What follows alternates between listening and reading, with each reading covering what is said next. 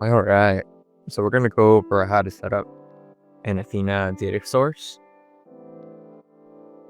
So to start off by adding the data source, go into database, data warehouse, select Athena, go next, read-only access,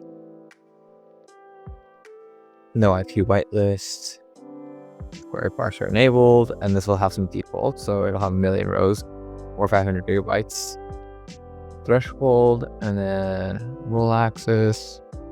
We'll just go with the defaults. Here's where it gets a little tricky. We're gonna have to do a couple of different things. So in order to add an Athena data source, you need to have a role with this trust policy and these permissions. So we're gonna go through that process right now. We'll go to Athena and we'll check out our data sources catalogs.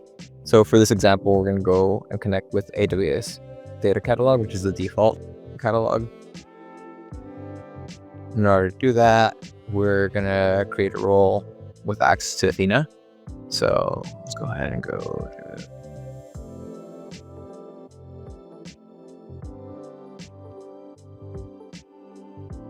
we're going to create a new role.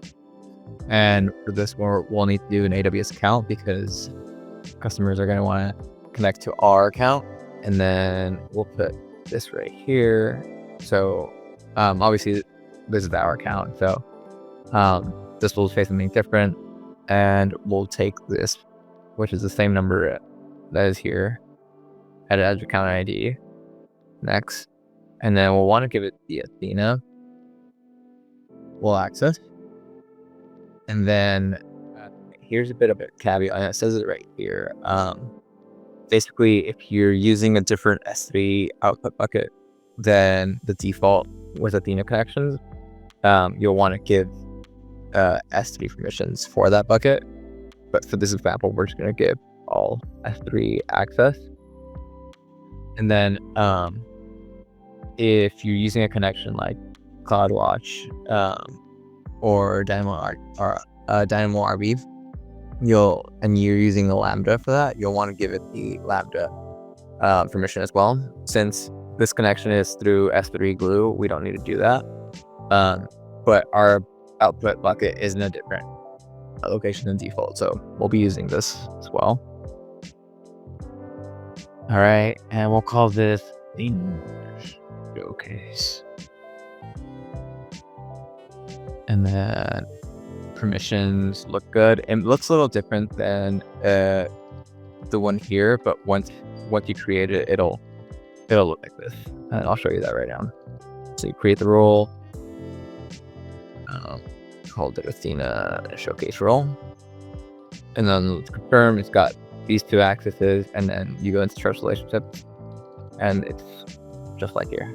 So looks good. And then we'll want to copy this guy right here.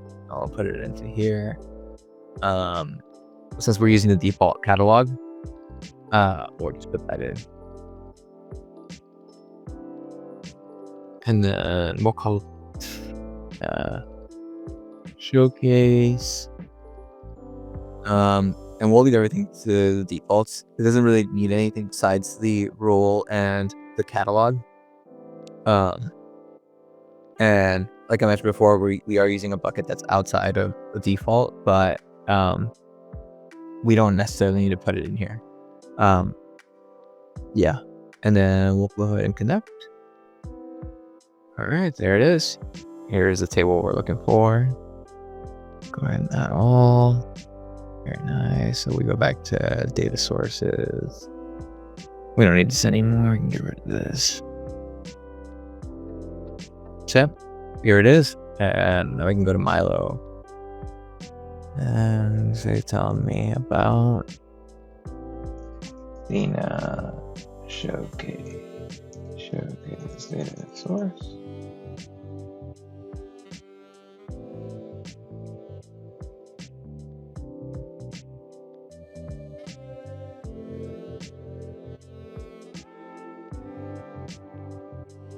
This might take a sec. It's always going to take a little bit. There it is. Get one table. It's all correct. Now let's go ahead and let's get some data out of it. Let's say